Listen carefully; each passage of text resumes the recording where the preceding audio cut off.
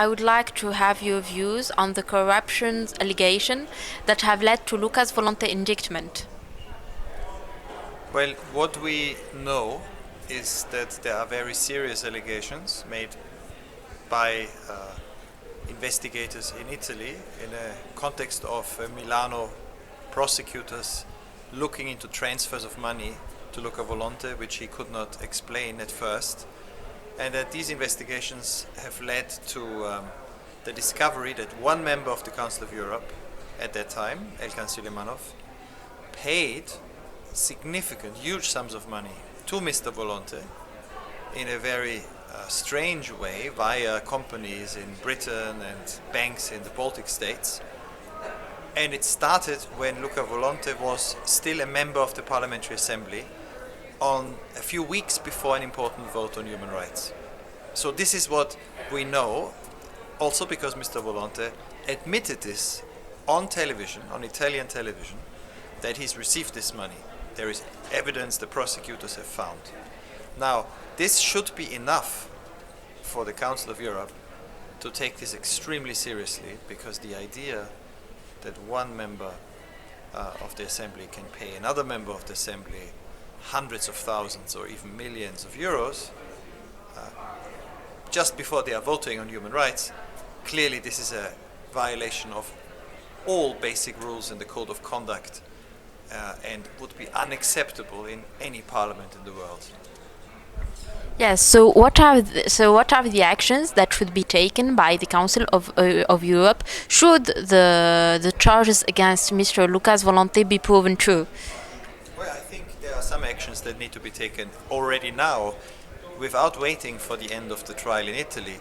The first one is to do an investigation how it can be that one member, or Azerbaijani member of the Assembly, pays another member from another country money while they are both in the Assembly.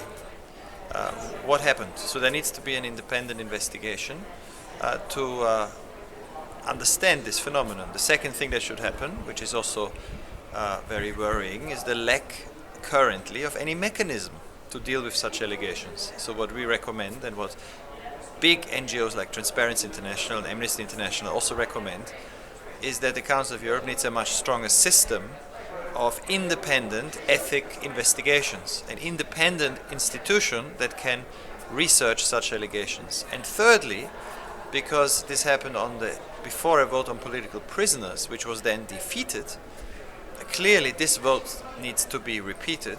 There needs to be another effort to look intensively into the issue of political prisoners in Azerbaijan and in other countries in Europe where we have a problem of people being imprisoned without a good cause. So the Council of Europe should once again become a leading institution in fighting for human rights everywhere effectively and with integrity and credibility.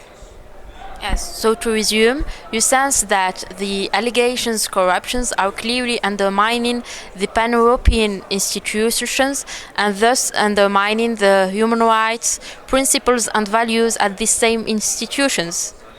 Well, human rights institutions have only one source of power and influence, and that is their credibility. That the standards they uphold can be defended and are defended by democrats. Then you can shame those who do not respect those norms. But if you lose the credibility, if an international institution gives the impression that money and influence and illegitimate methods of pressure can decide the outcome of decisions and votes, once you lose this credibility, you lose everything.